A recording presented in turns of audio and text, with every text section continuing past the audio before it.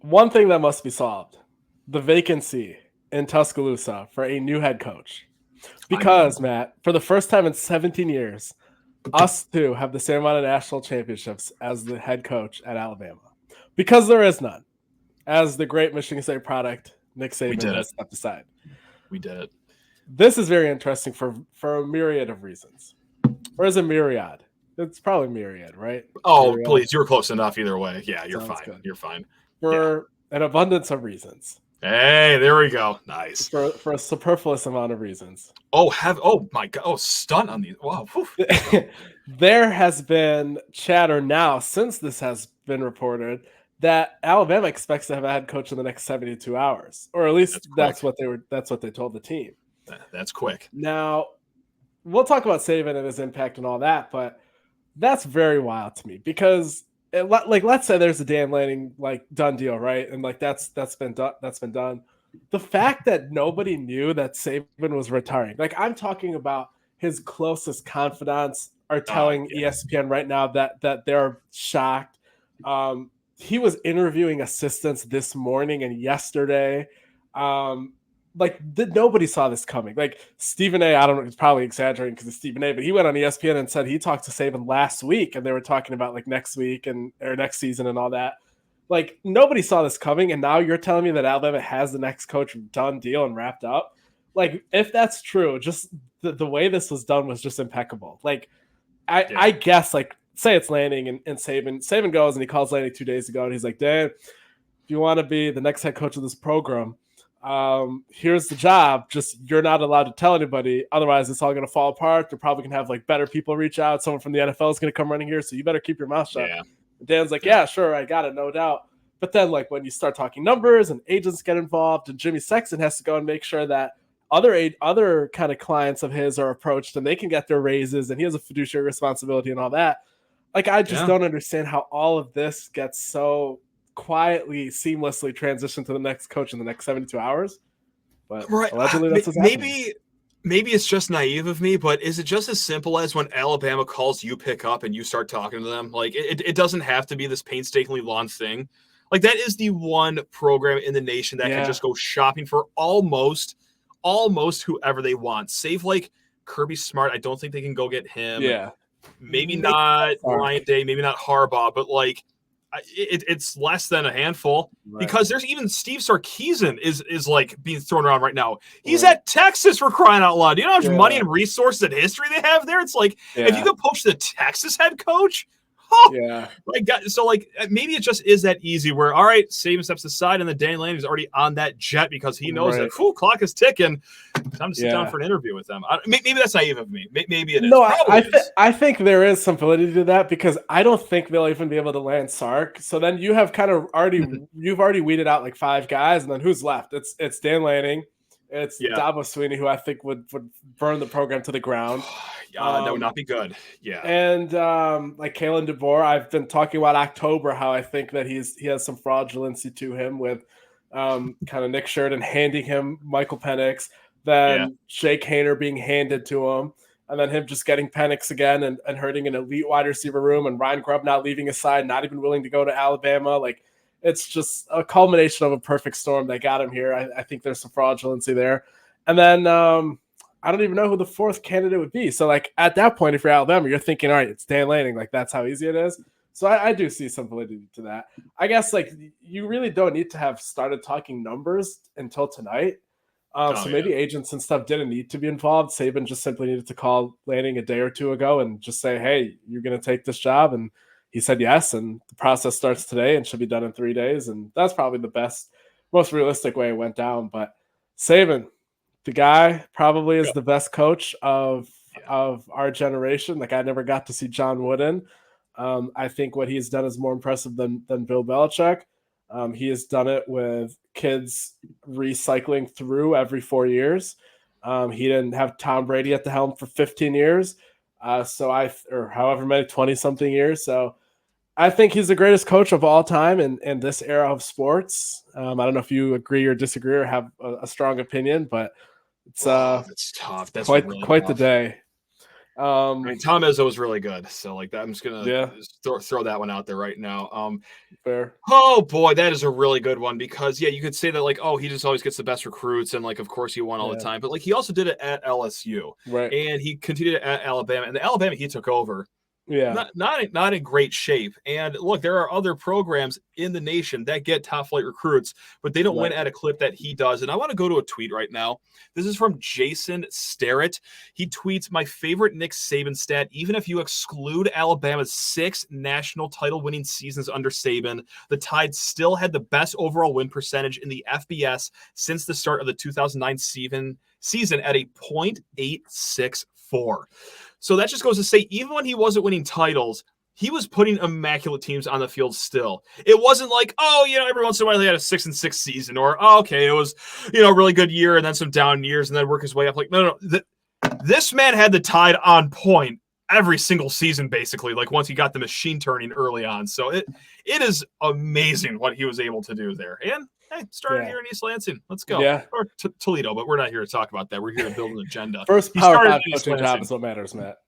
Thank you. You got it. Thank you. Yeah, like it's just unprecedented what he's done. And like personally, I think like it'll never be done again. I think maybe the Kirby Smart is positioned to maybe get to 6-7 titles just from the fact that like right now there's nobody left in college football at a dominating level other than him. Like Ryan Day is like a mega fraud.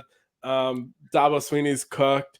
Really, there's nobody at any other, like there's nobody at Florida or Georgia or Florida or Auburn that scares you.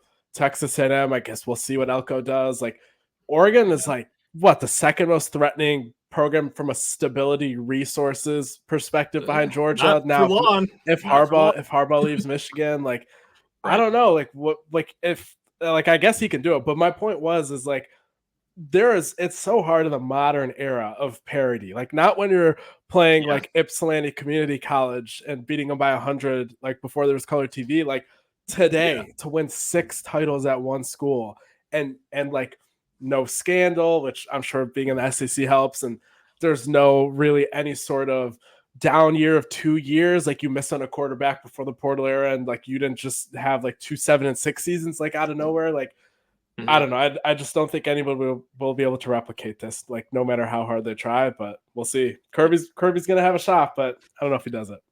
Well, and also on a real note, like to borrow from Tom Izzo, what he's done at Michigan State, it's just hard to see a guy stay at a school for that long. Right. Like whether it's donor pressure, whether it's the NFL calling, and of course, we all know what happened with Saban his 2 years in the NFL. It just did not work out. But still, the staying power of being somewhere, 14 years, I believe, at Alabama, like that's hard to come by in college sports, no matter how successful you are. Like it's just even to not be pulled away one way or another. So like even that is hard to do, to see it last that long with that lot of stability and greatness. So many different assistants too. Like this. Oh God, like, every year, right? That program was just him. Every several years, like he'd probably look around and be none of the players and none of the assistants, nobody that kind of, like it's not like the NFL where it's like, like it's this pairing of this GM and this coach, like they went the distance for like a 7-year run or anything like that. Like it's just every few years resets, and it was just him, and new guys come in and they're not fatigued, but like the shine's not wearing off. The impact is there on a daily basis for 17 years. Now you're going to look around and college football is not going to have Nick Saban there. And I guess obviously from like a Michigan State fan perspective, everyone's probably like good, like one less team that you kind of have to worry about automatically losing to kind of every year in the playoff type of thing. And that's true, but I don't know. Since I was 7 years old, he's been at Alabama. So I don't even know college football kind of without Nick Saban. Wow. So it'll be interesting times next season and in the future for sure. Man, I think I got to go with him as the best coach then, because it was Belichick forever, but like he in the last few years has like anointed himself as like, I'll call it a fraud, sure, whatever. Gino Auriemma also he employed Matt Patricia for so many years. And that is what and like I'm not kidding when I say this, like that is ultimately something that like I use as a huge check mark against him. It's like, how can you be so stupid to just hand the keys over to the biggest idiot I've seen patrol a sideline in any football stadium he graces? And like that's the strike against you. You're however many Super Bowls he won. What was it? 6 Super Bowls he won? all negated because you just kept on giving Matt Patricia duties, especially on the offensive side of the ball later in his career. Like, you have to be a senile, mentally sick person to be able to do that. But he's not. He's just like kind of a questionable coach. So I know it's a little hot takey, but man, you know what? We're at minute number 47. No one's listening anyway, so might as well pop a few takes off right now. Gino Auriemma was a good one though, but like, yeah. Back then the landscape of women's college basketball wasn't what it is today. Yeah, the parity is not what it is now. Yeah. Oh God, Gino could have just unlocked the locker room doors and like still gotten as many national titles as he did back then with how women's basketball was. But anyway, Nick Saban, there it is. JT, do you want to be held hostage a little longer so we could talk for a few minutes about basketball here? Because let's go ahead and do that. It was fun for 5 games. It was some say a certified hoot and a half for 5 games. Oh, I thought we were going to talk about the 3-34 Pistons. Now you're trying to make me sad. Hey, you went along on the Matt Patricia segment. Yeah, no, that's fair. I'm sorry about that.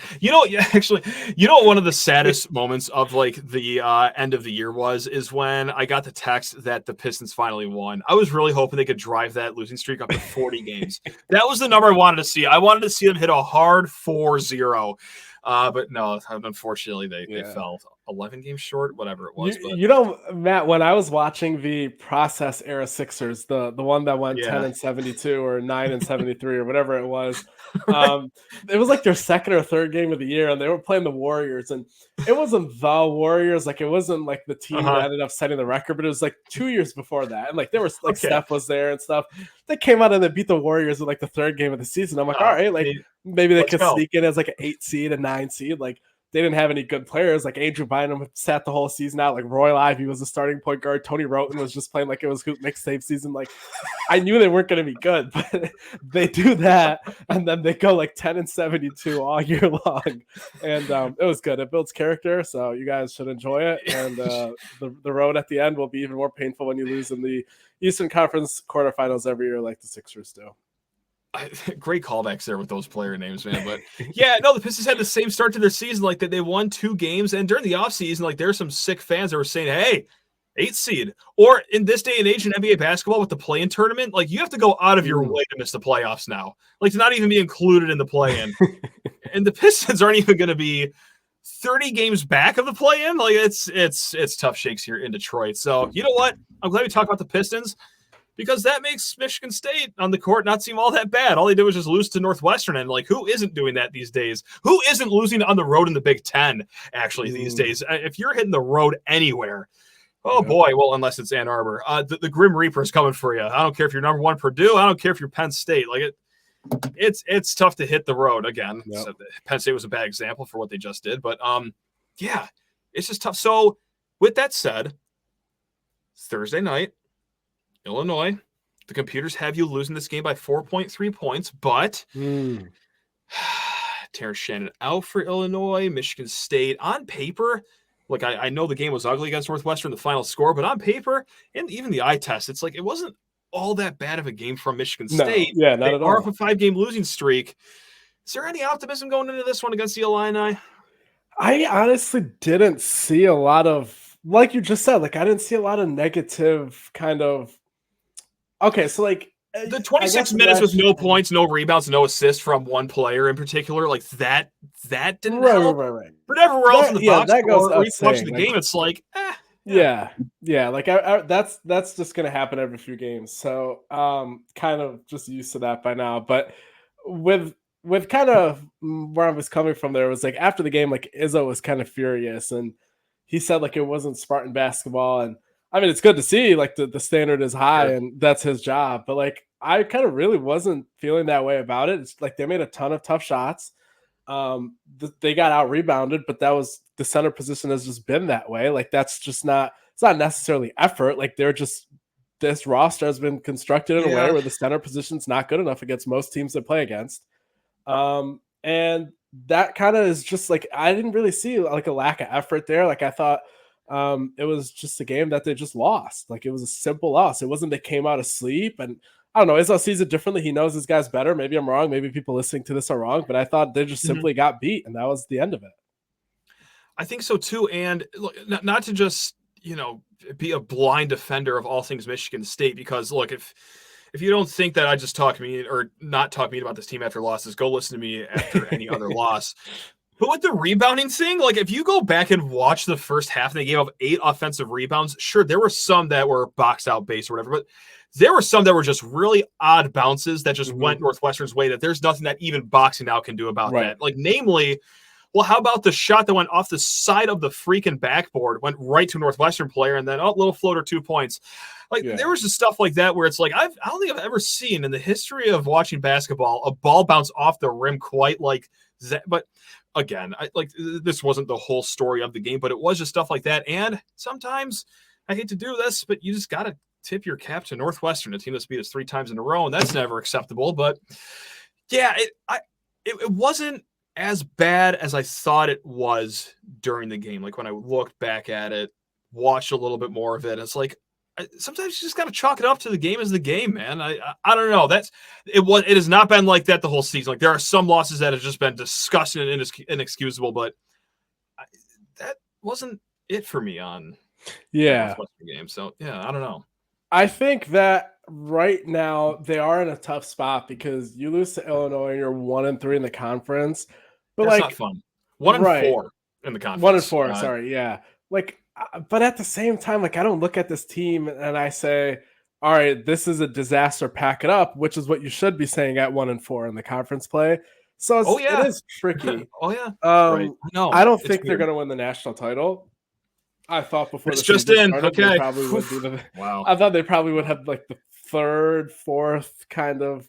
I thought like Kansas and Duke would be up there, and they obviously like have. Well, Kansas is really good, but like Duke has been shaky, and Michigan State's not in that spot where I thought they'd be. But like, I don't know. The season's entertaining. The season's good. Like obviously the first 2-3 weeks are just horrible, like indefensible. No, it like sucked. Like in the 5-game win streak, like you never saw me like go over there and be like, haha, where's all the people that were talking about the season being like those games are disappointing. Like they were insanely disappointing. Like nobody should be let off the hook for that.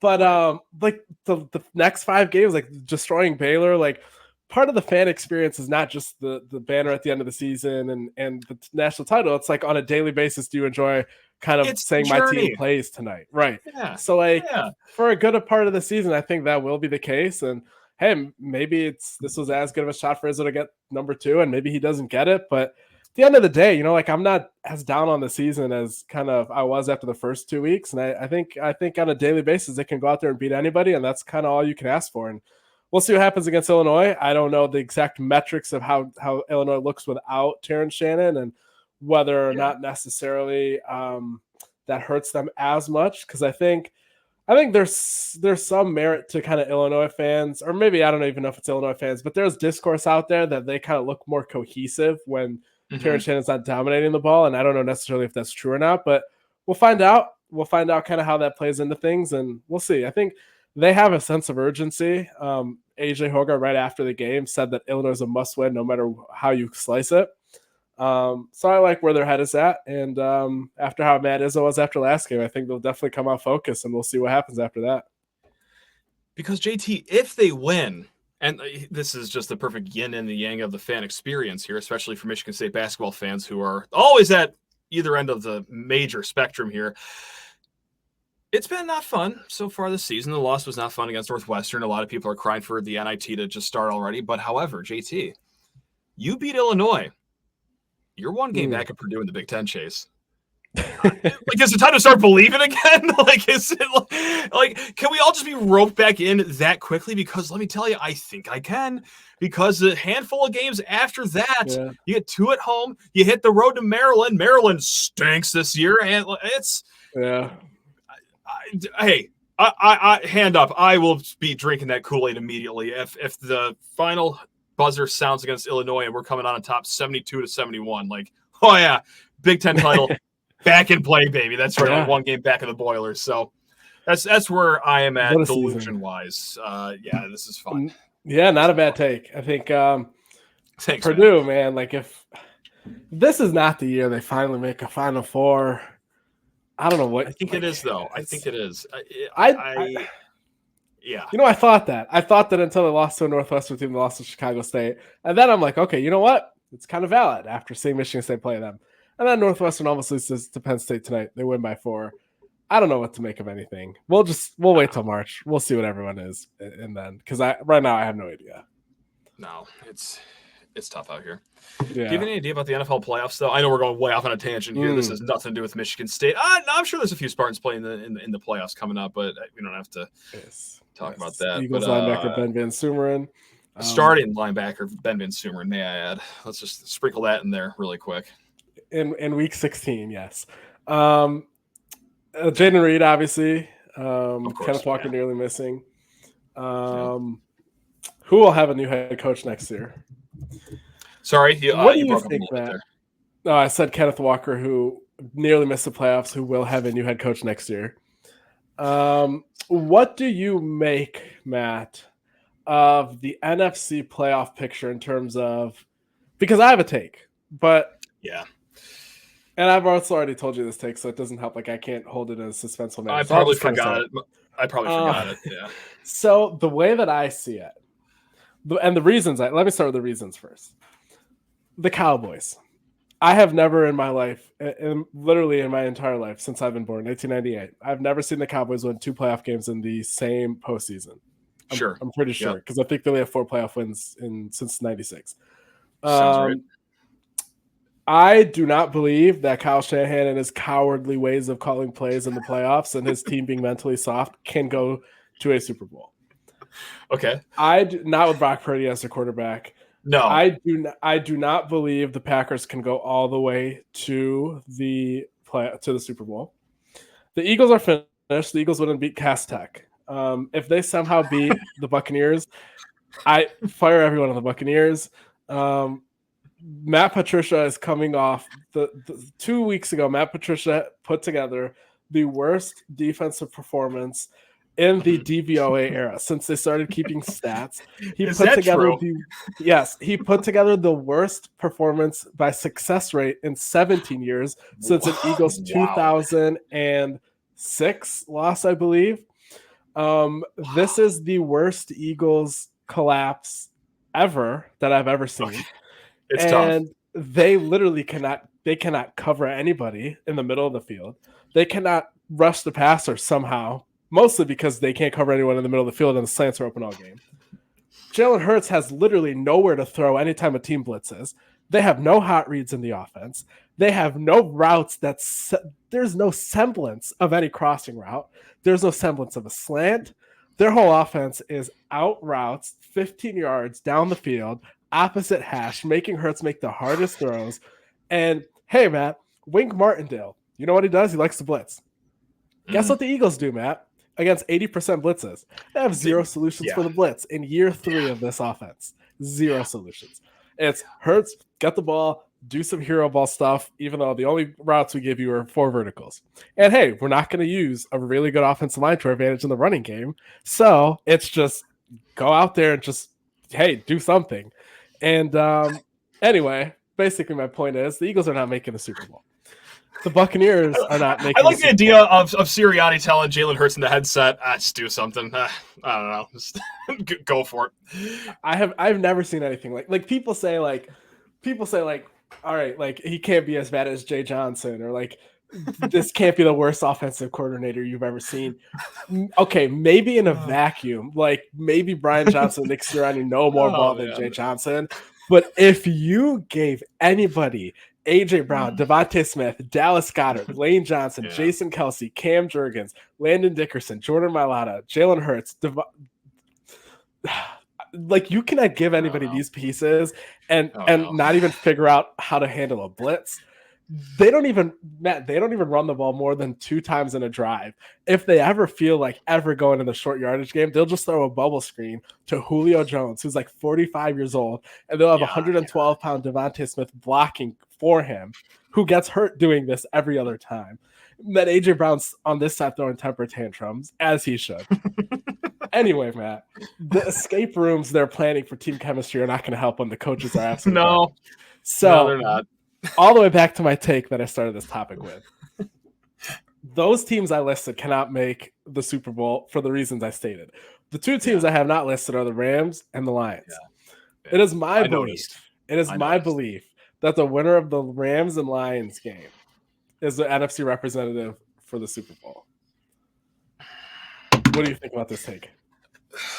No, I don't think it's too far from the truth because, yeah, the Niners, like, they are amazing all over the field, but once you see Brock Purdy look like that against the Ravens, like an actual serious team, it's like I can't bet on Brock Purdy to do anything of substance in the playoffs. I'm sorry. I'm sure he's a great kid. No offense to the guy, but like when it's big boy football in the playoffs, I just can't trust him. The Cowboys, I was in full faith of them, but then the Lions defense of all units shut them down a few weeks ago. It's like, I don't trust this team anymore if you're letting the Lions, who let Nick Mullins throw for 800 yards combined against them. And you guys did it. You guys did it at Jerry's World where nobody's done it. Correct. But everybody has done it to the Cowboys on the road pretty much everybody.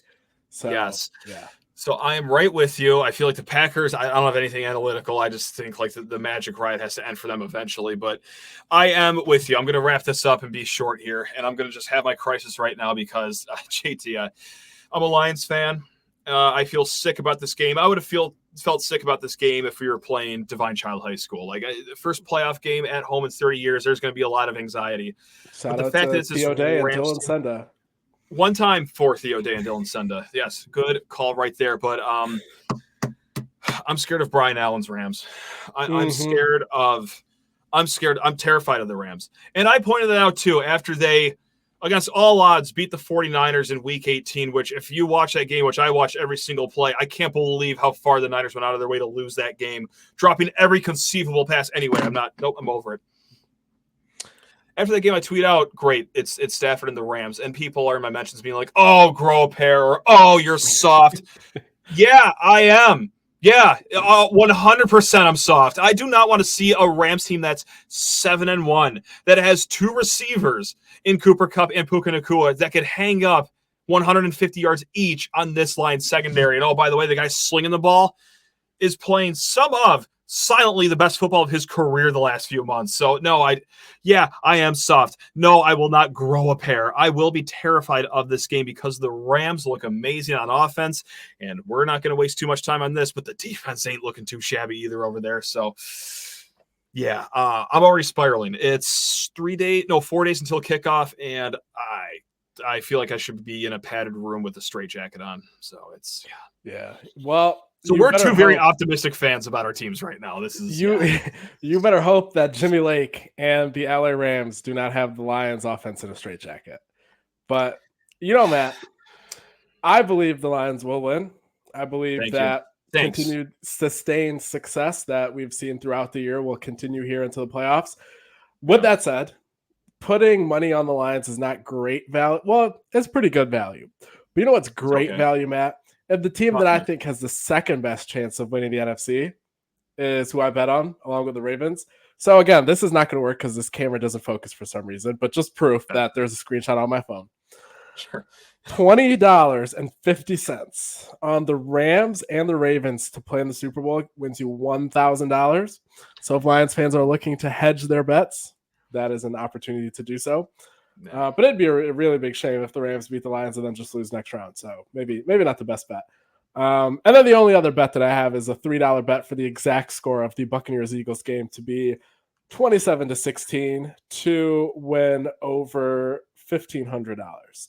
So those are my two best bets. Locks. Hold on. 27-16. Who has the 27? Who has the 16? The Buccaneers. I was afraid so. Okay. All right. Yeah. We just really know how to keep it upbeat about our teams here when it comes to NFL talk. This has turned into the panic room of just guys just trying to wade their way through a wild card weekend in the NFL. This is great. Catch the fever. I would hope that it's like a 44-6 kind of loss for the Eagles so that we can get Mike Vrabel in here kind of quickly and get this restarted, or maybe even a I just had a nightmare scenario in my mind. No, I don't think they'd hire him. But anyway, or Jay Johnson? Is that who you're gonna say? Ross Ells? Is that the name that was gonna come out of your mouth? What are we... It was the guy that wears khakis and his weird glasses and Never mind. Oh, I would give you like 48 hours of space before I text you or anything. I'd be done with sports. But no, like like maybe a Ben Johnson or Mike Vrabel. So I hope we can just twist the knife and really get this regime out of here. So that is all I will be rooting for this weekend, pretty passionately. And in the show on an upbeat attitude. Look at us. I think the Lions are going to lose by 28 points, and Justin Thind thinks that the Eagles are going to get relegated to the Big Sky Conference here in a little bit. They will be playing in the Spanish Primera Division 2. They will be playing Celta de Vigo next fall. I was trying to come up with a name, but wow, you had that ready to go in the pocket. That was nice. That was great. A lot of great calls for you. I'm pretty sure that Celta is still the first Premier. Like they're in the La Liga with Real Madrid, but I'll take your word for it. I'll take your word. Yeah, you can tell me anything right now, and I'll believe you. Yeah. No question. Well, I think that does it, Matt. I don't think there's anything else that we need to touch on. Women's basketball 12-3, really looking good. Second from the outside of the AP top 25. They're second in receiving votes. So really 27th in the AP poll if you want to paint a picture like that. But no, really good season for Robin Freilich. I mean, this was a program that could have used a facelift. And, well, with her winning pedigree, I can't say I'm too surprised it's happening this quickly at Michigan State because all that she did prior to coming to Michigan State was just a win, baby. With what they've done with – sorry, I think there was a glitch or lag there. But that's our sign to hang it up. But what Coach Freilich has done in the first year, like I think part of that model, she had a couple girls from Bowling Green come over. Kind of similar to what you're seeing Jonathan Smith do here from the football side of things, I believe. So kind of that hire, and obviously as we talked to Coach Jeff Hostler in the past, women's soccer has been great under the new regime, and obviously hockey could go on for hours and hours. Personally, don't have the knowledge base to go on for hours and hours, but kind of just looking from the outside, very impressive stuff there. So all the hires that kind of Haller has made have kind of been looking good, and we'll see if Jonathan Smith is another to be added to that list here. Please, would be good. I need to be happy in the fall again. I'm optimistic that we will be. I'm almost pretty much sold on him, but we'll see. You guys are going to need some new coordinators, and I know that Matt Patricia will be on the market. I hope he'll be on the market because the last thing I need is them to win 2-3 games here with a defensive turnaround and him be sticking around. Are you wearing a Bucks jersey, or are you going to be wearing a Bucks jersey this weekend? I don't think it's going to get here in time. Jersey on? No, I looked at Etsy. I was looking for some graphic tees, but not going to get here in time. Sorry to hear that.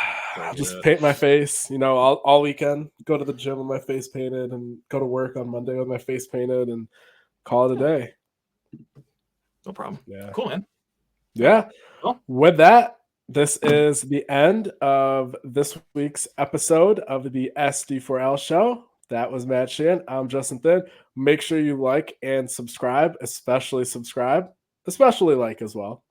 And check us out when we're back. I think the next episode or the episode after that, I think we'll try to turn to a mailbag episode so that we can kind of interact with you guys a little more.